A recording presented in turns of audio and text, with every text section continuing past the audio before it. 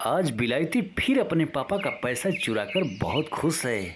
हाँ, आज तो मैं फिर दोस्तों के साथ पार्टियां करूंगा।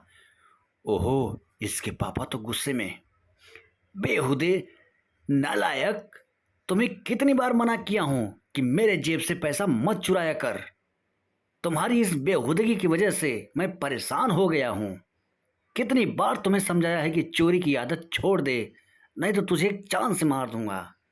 तुम्हारी वजह से मेरी कितनी बदनामियां हो रही हैं कि आपका लड़का चोर है। नहीं पापा, अब मैं चोरी नहीं करूंगा। तुम नहीं सुधरने वाले हो, तुम कभी नहीं सुधरोगे। नहीं पापा, मैं अब दोबारा चोरी नहीं करूंगा। पापा मेरी बात सुनो, मैं दोबारा चोरी नहीं करूंगा पापा। प्लीज पापा, मुझे माफ कर दो पापा, मैं दोबारा चोरी नहीं करूंगा।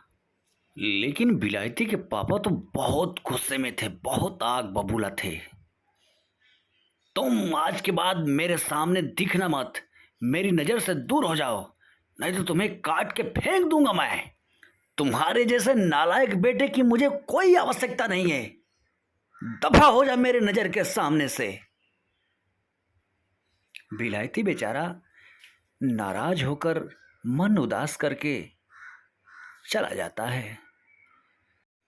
मन ही मन सोचता है कि आखिर मैं क्या करूं।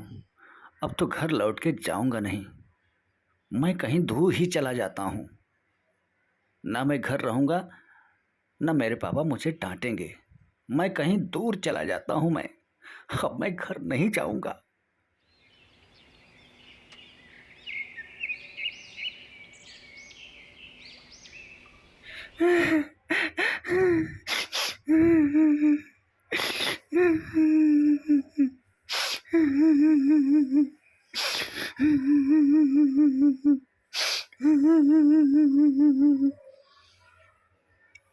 अरे बेटा, तुम क्यों रो रहे हो? तुम्हारा क्या नाम है? इतने जोर जोर से तुम इस अकेले सुनसान जंगल में क्यों रो रहे हो? क्या बात है? किसी ने तुम्हें मारा है क्या? बताओ बेटा, क्या तुम्हें परेशानी है?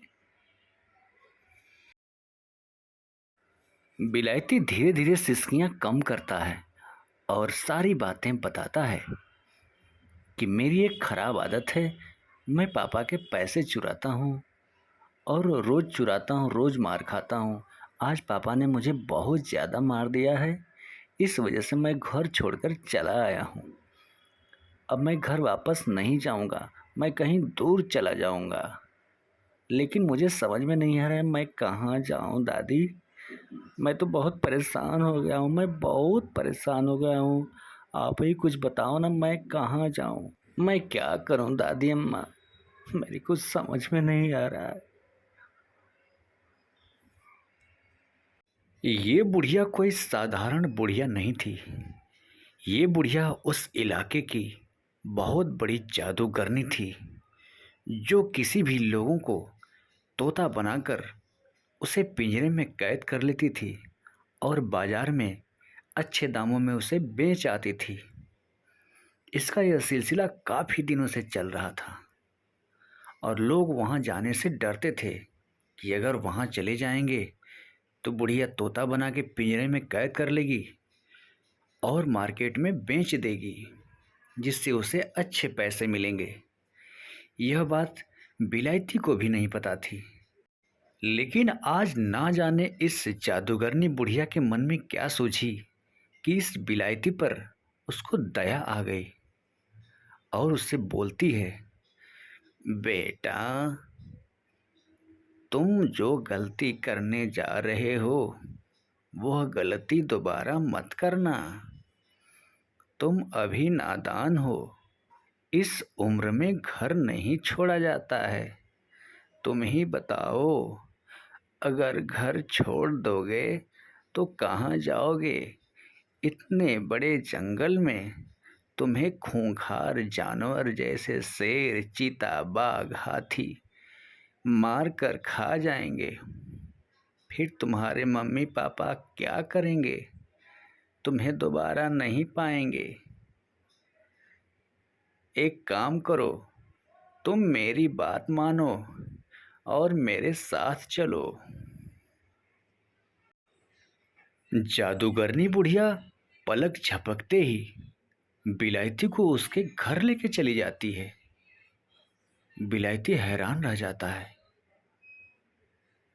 जादूगरनी बुढ़िया उसके घर में जाती है और उसके मम्मी पापा से बोलती है, देखो बेटा, तुम्हारा ये छोटा सा बच्चा जंगल में भटक रहा था। शायद तुम्हें पता नहीं कि मैं एक बहुत बड़ी जादूगरनी हूँ जो बच्चों को तोता बनाकर पिंजरे में कैद करके उन्हें मार्केट में बेच देती हूँ, जिससे मेरी रोजी रोटी चलती है। मेरे आगे पीछे कोई कमाने वाला नहीं है, मेरा यही धंधा है।